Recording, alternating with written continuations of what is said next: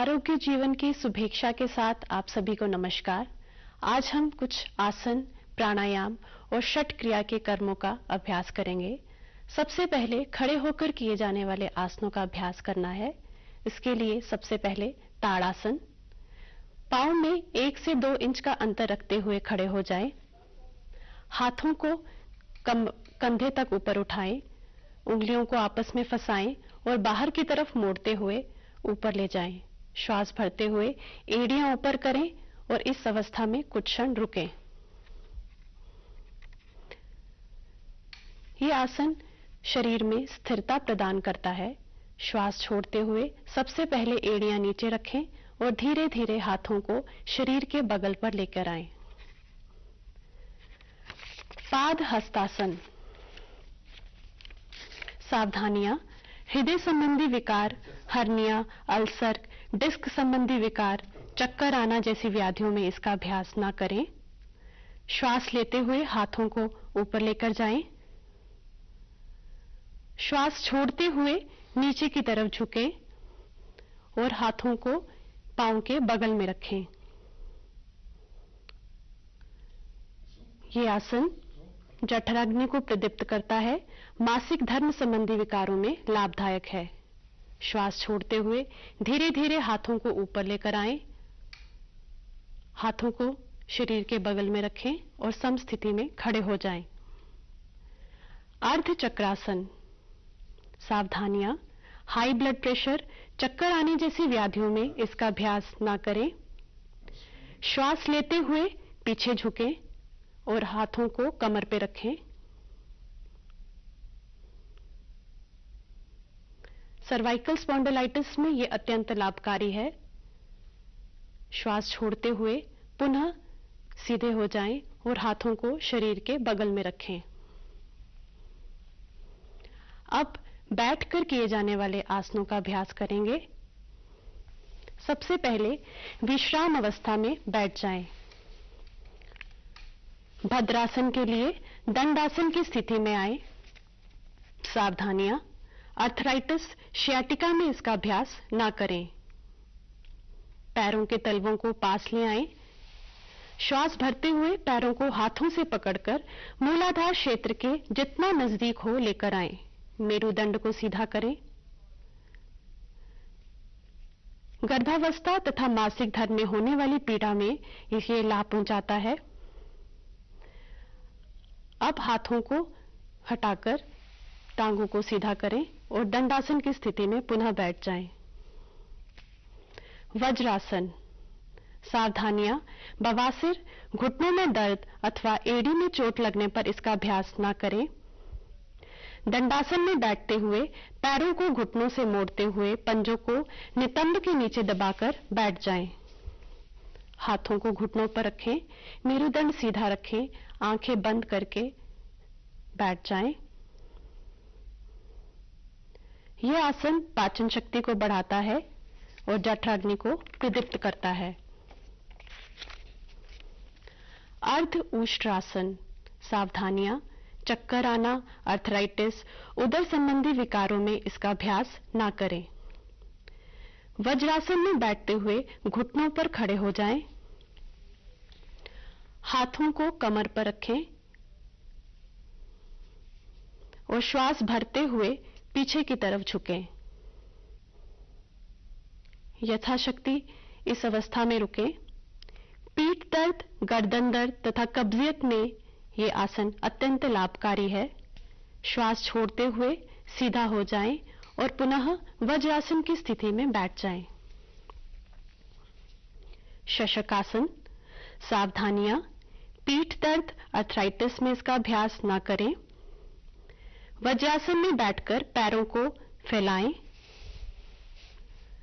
श्वास छोड़ते हुए दोनों हथेलियों को घुटनों के बीच रखें और आगे की ओर झुकें और ठुड्डी को जमीन पर लगाएं। यह आसन पाचन शक्ति को बढ़ाता है। श्वास अंदर लेते हुए पुनः सीधा हो जाएं और वज्रासन की स्थिति में बैठ जाएं।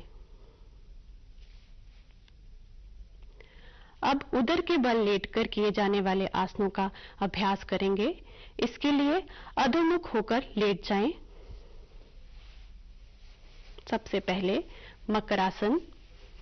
सावधानियां, गर्भासन, गर्भावस्था कंधों में जकड़न होने पर इसका अभ्यास ना करें। इसके लिए पैरों को फैलाएं, भुजाओं को कोहनियों से मोड़ते हुए राइट हथेली के ऊपर लेफ्ट हथेली रखें। उस पर दाएं या बाएं तरफ से सिर रखकर आंखें बंद करके लेट जाएं। यह पीठ दर्द के लिए लाभकारी है। भुजंगासन। सावधानियां, उदर संबंधी सर्जरी, हर्निया, अल्सर आदि में इसका अभ्यास ना करें। अब पैरों को मिलाएं और हाथों को शरीर के बगल में रखें और कोहनियों को ऊपर उठाएं। सिर और छाती को नाभि क्षेत्र तक उठाएं। यथाशक्ति इसी अवस्था में रुकें। पीठ दर्द, तनाव और कब्जियत को दूर करता है। श्वास छोड़ते हुए पुनः मकर आसन की स्थिति में विश्राम करें। शलभासन। सावधानियां, high blood pressure, hernia, ulcer आदि व्याधियों में इसका अभ्यास ना करें। हाथों को शरीर के बगल में रखें और पांव को आपस में जोड़ लें। अब श्वास भरते हुए पैरों को बिना मोड़े ऊपर उठाएं।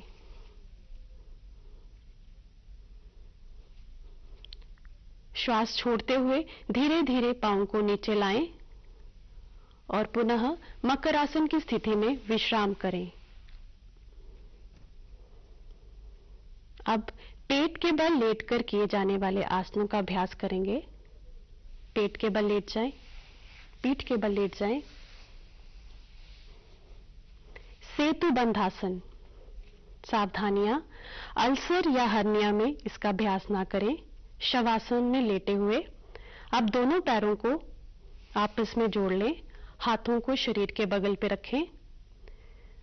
घुटनों को मोड़ें और नितंब के पास लेकर आएं। कोशिश करें टखनों को हाथों से पकड़ें। श्वास लेते हुए पीठ को ऊपर की तरफ उठाएं और पुलनुमा आकृति बनाएं। यथाशक्ति इस अवस्था में रुकें। यह आसन पाचन शक्ति बढ़ाता है, कमर के निचले हिस्से की मांसपेशियों को मजबूत करता है। श्वास छोड़ते हुए पीठ नीचे लगाएं और पैरों को सीधा करें और पुनः शवासन में लेट जाएं। अर्ध हलासन। सावधानियां, इसे भी हर्निया और अल्सर जैसी व्याधियों में ना करें। सबसे पहले पैर मिलाएं और हाथों को शरीर के बगल में रखें। पांव को बिना मोड़े 90 डिग्री का कोण बनाएं। यह तनाव में अत्यंत लाभकारी है। श्वास छोड़ते हुए धीरे धीरे पांव को जमीन पर लगाएं और पुनः शवासन में लेट जाएं। पवन मुक्तासन। सावधानियां, गर्भावस्था, पीठ दर्द, अल्सर, हर्निया में इसका अभ्यास ना करें। हाथों को शरीर के बगल में रखें, पांव को जोड़ें और घुटनों को मोड़ते हुए हाथों को आपस में फंसाएं और वक्षस्थल पर घुटनों को लेकर आएं। श्वास लेते हुए सिर को घुटनों पर लगाने की कोशिश करें।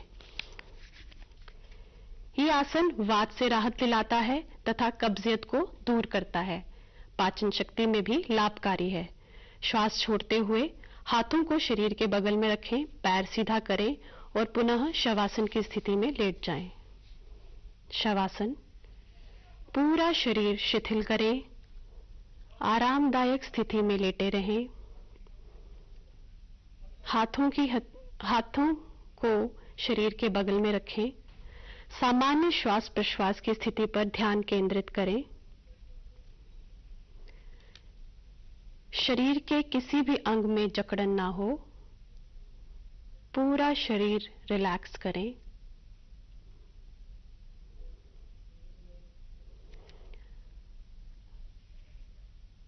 अब अपने हाथों और पैरों को हिलाएं। और बैठने की स्थिति में आ जाएं। अब हम षटकर्म की कुछ विधियों का अभ्यास करेंगे। किसी भी आरामदायक स्थिति में जैसे सुखासन, पद्मासन या वज्रासन में बैठ जाएं। पहले कपालभाति। कपालभाति योग षटकर्म की एक विधि है। संस्कृत में कपाल का अर्थ है माथा, भाति अथवा तेज। इसका नियमित अभ्यास से मुख पर आंतरिक प्रभाव उत्पन्न होती है। सावधानियां: हाई ब्लड प्रेशर, हृदय संबंधी विकार, माइग्रेन, हर्निया, अल्सर, गर्भावस्था तथा मासिक धर्म में इसका अभ्यास ना करें। लंबी गहरी श्वास भरें, आंखें बंद रखें। उदर की निचली मांसपेशियों को दबाव पूर्वक अंदर बाहर करते हुए श्वास लें और छोड़ें। इसकी 30 आवृत्तियां करें। जुकाम, साइनोसाइटिस, अस्थमा और कफ विकारों में ये लाभप्रद है। फिर एक गहरी सांस लें और आरामदायक स्थिति में आ जाएं। ये कपालभाति का एक चक्र पूर्ण हुआ। इसे 2 से 3 बार भी कर सकते हैं। अगला प्राणायाम अनुलोम विलोम प्राणायाम। लेफ्ट हाथ की ज्ञान मुद्रा और राइट हैंड की नासाग्र मुद्रा बनाएं। अंगूठे से राइट नासारंध्र को बंद करके लेफ्ट नासारंध्र से श्वास ग्रहण करें। लेफ्ट नासारंध्र को बंद करके राइट नासारंध्र से श्वास छोड़ें। यह अनुलोम विलोम की एक चक्र है। इसे 2 से 3 बार दोहरा सकते हैं।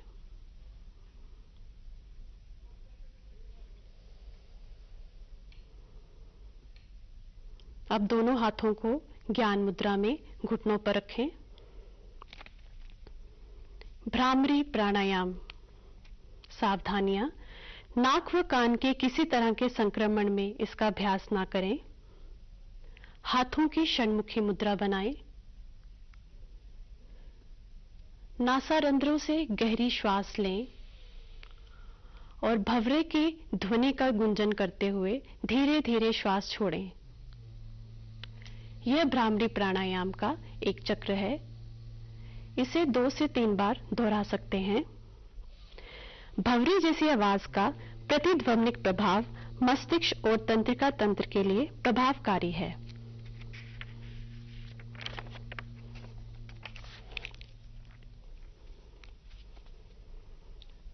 वापस ज्ञान मुद्रा में हाथों को रखें। अब ध्यान लगाने के लिए ध्यान मुद्रा बनाएं। आंखों को बंद ही रखें और मुख को थोड़ा सा ऊपर उठा लें। लंबी गहरी श्वास लें और छोड़ें। चेहरे पर हल्की सी मुस्कान रखें। पवित्र और निर्मल विचारों को मन में लाएं। पूर्व विचारों को छोड़ने का प्रयास करें। Deep inhale, exhale. मुख पर प्रसन्नचित मुद्रा। भ्रुकुटी पर हल्का सा ध्यान केंद्रित करें और आती जाती श्वास को महसूस करें। लंबी गहरी श्वास लें और छोड़ें। अब हाथों को आपस में घर्षण करें। कुछ क्षण आंखों पर रखें। हाथों को वापस घुटनों पर रखते हुए धीरे धीरे कोमलता से आंखें खोलें। अंत में शांति पाठ।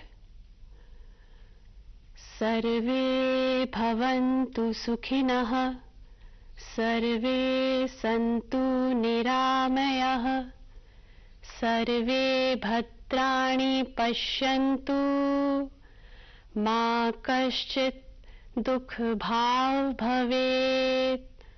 ओम शांति शांति शांति। धन्यवाद।